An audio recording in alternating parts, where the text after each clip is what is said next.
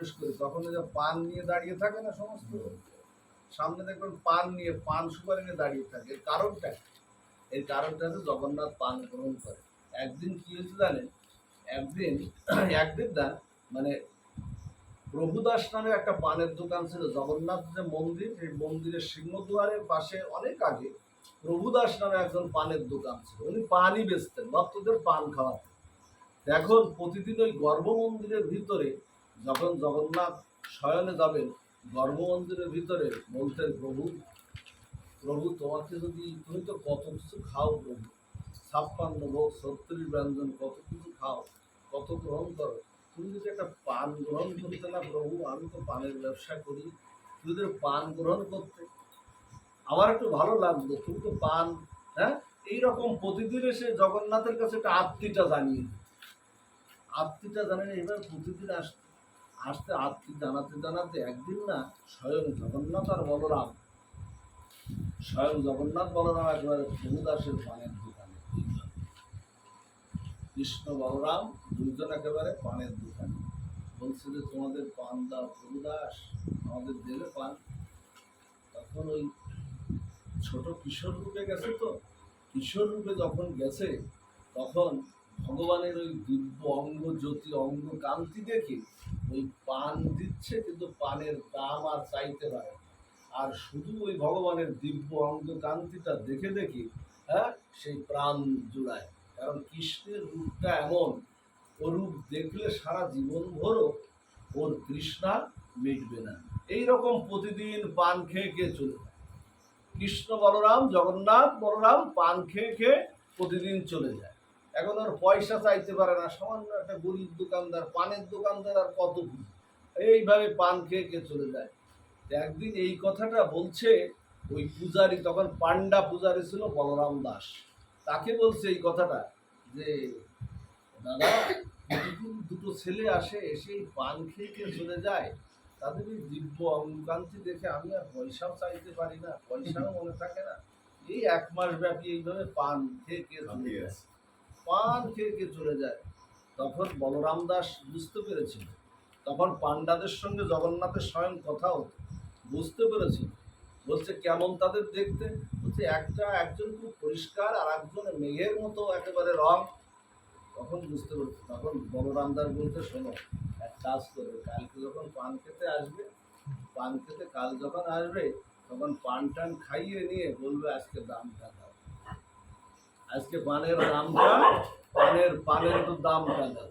তখন পান টান যথারীতি আবার এসেছে, সময় মতো আবার এসেছে পান খেতে, বলছে পানের দামটা তাহলে দাও এবার, আজকে পানের দাম না দিলে আর হবে না, পানের দাম বাকিতে আজকে আর দেবে। তখন বলছে আমাদের কাছে তো টাকা নাই। জগন্নাথ বলরাম বলছে আমাদের কাছে তো টাকা নাই, শত লক্ষ্মী যার চরণ সেবা করে, অন্নপূর্ণা যার দুয়ারে দাসী, ডাকলেই আসি, আজকে সেই বিশ্বব্রহ্মাণ্ডের মানে তিনি বলছেন আমার কাছে পয়সা নাই। তা বলছে যে ঠিক আছে, কালকে এসে পয়সাটা দেবে। জগন্নাথ বলরাম বলছে প্রভু দাস কালকে পয়সাটা দেবে। তা বলছে না, আমি আর বাকি দেবো না, ও আর হবে না, ওর হবে না, এই পানের দাম আজকে দিয়েই যেতে হবে, আমি আর বাকিতে তোমাদের ছাড়বো না, এখানে বসো তোমরা, যতক্ষণ পর্যন্ত পানের দাম না দেবা, না দেবো ততক্ষণ পর্যন্ত তোমরা এখানে বসে থাকবে। ওই বলরাম দাসের কথা মতো একেবারে বসেই আছে, দুইজনকে একেবারে সেই বাকি খরিদ্দার মতো সেরকম বসিয়ে রেখেছে। এইভাবে বসিয়ে রাখতে রাখতে তখন ওরা চিন্তা করছে তাহলে আর উপায় কি, আর কতক্ষণই বা বসে থাকবো, তাহলে তা বলছে তাহলে এক কাজ করতে পারো, তোমাদের এই গায়ের চাদর, তখন এটা শীতকালের না, শীতকাল, তখন তো আছে তাহলে এক কাজ করতে পারি, তোমাদের এই গায়ের দুটো চাদর আছে, ওই চাদর দুটো রেখে যেতে হবে, কালকে টাকা দিয়ে এই চাদর দুটো নিয়ে যাবে। তখন জগন্নাথ বলছে দাদা, বলরাম কি বলছে, দাদা তো বড়, বলরাম বড়, বলছে দাদা উপায় তো আর নাই, দাও চাদর খুলে দাও, চাদর খুলে দাও, উপায় নাই, কালকে পয়সা দিয়ে নিয়ে যাবো। এখন ওই চাদর ছুঁয়ে চলে আসলে সকালবেলা ভক্তের সঙ্গে তো ভগবানের এই লীলাবিলাস হচ্ছে, সকালবেলা উঠে, সকালবেলা শীতকালে তো জগন্নাথকে চাদর মোড়ানো থাকে, শীতকালে সকালবেলা দেখবেন ভগবানকে চাদর মোড়ানো থাকে একবারে। সে চাদর তো যেন তেন চাদর না, রাজা ইন্দ্রদূর্মের তৈরি করা চাদর, স্বর্ণ খচিত চাদর, যেন তেন চাদর না। জগন্নাথ পড়বে যেন তেন চাদর। সেই চাদর সকালবেলা পান্ডারা সেই পূজা দিতে গিয়ে দেখে যে চাদর আর জগন্নাথ বলরামের গায়ে আর নাই। হরিবল, কোথায় গেল চাদর? চাদর কোথায় গেল? জগন্নাথের চাদর চুরি হয়ে গেছে, চাদর কোথায় গেল? রাজা ইন্দ্রদূর্মর কাছে খবর প্রেরণ করা হলো যে প্রভু, জগন্নাথের গায়ের চাদর চুরি হয়ে গেছে। রাজা ইন্দ্রদূর্ম তখন লোক প্রেরণ করলেন চতুর্দিকে, চতুর্দিকে লোক প্রেরণ করলেন, চতুর্দিকে লোক প্রেরণ করে তখন খুঁজতে খুঁজতে গিয়ে দেখে সেই প্রভুদাসের ঘরের মধ্যে সেই চাদর। তুমি চাদর চুরি করেছো? তুমি চাদর চুরি করেছো জগন্নাথের? তোমার এত বড় সাহস, তুমি ভগবান জগন্নাথের চাদর চুরি করো? সামান্য একজন পানের দোকান বলছেন, না প্রভু, আমি চাদর চুরি করিনি। কালকে কালকে স্বয়ং জগন্নাথ বলরাম, কৃষ্ণ বলরাম পান খেতে এসেছিল। প্রতিদিন পান খেয়ে খেয়ে চলে যায়, কালকে আর বাকি আমি দেইনি। কালকে বাকি দেয়নি দেয়, ওনাদের বলেছিলাম বাকি দেবো না, তাই ওনারা দুটো চাদর রেখে গেছে।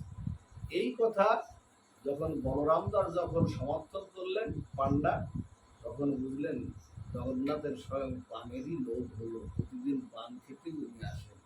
তখন রাজা ইন্দ্রদ্যুম্ন বলেন আজ থেকে জগন্নাথের এখানে পান ভোগ দেওয়া হবে। পান ভোগ মানে এই পান না, আমরা যে পান খাই এই পানই, কিন্তু এই পানটার মধ্যে এই সুবরি তামাক জর্দা এসব কিন্তু কিছু নাই, এসব নাই। জগন্নাথকে তাম্বুল কর্পূর যোগায়, আসে না মহাপ্রভুর কীর্তনে, তাম্বুল কর্পূর যোগায় প্রিয় ভক্ত গানে। আমার চৈতন্য মহাপ্রভুকেও দিতে হয় অভিন্ন। মহাপ্রভু আর জগন্নাথের মধ্যে কিন্তু কোনো পার্থক্য নাই, অচল বিগ্রহ আর সচল বিগ্রহ। আমার চৈতন্য মহাপ্রভু হলেন সচল বিগ্রহ, আর জগন্নাথ বলরাম হলেন অচল বিগ্রহ, তত্ত্বগত একই। তখন ওই প্রতিদিন রাজা ইন্দ্রদ্যুম্ন বলতে আজ থেকে জগন্নাথকে পান ভোগ দিতে হবে। সেই পান ভোগটা কখন হয়? পান ভোগটা হয় যখন সন্ধ্যা আরতির পরে, আর জগন্নাথ যখন শয়নে যাবেন সেই শয়ন আরতির আগে, তখন জগন্নাথকে খিলি পান সেখানে দেওয়া হয়। প্রভু সেটা সামর্থ্য গ্রহণ করে। হ্যাঁ, এই হলো জগন্নাথের পান ভোগের লীলা। এগুলো আমাদের একটু জানতে হবে, এগুলো আমরা ভাগবত পাঠে না আসলে এগুলো আমরা জানতে আমরা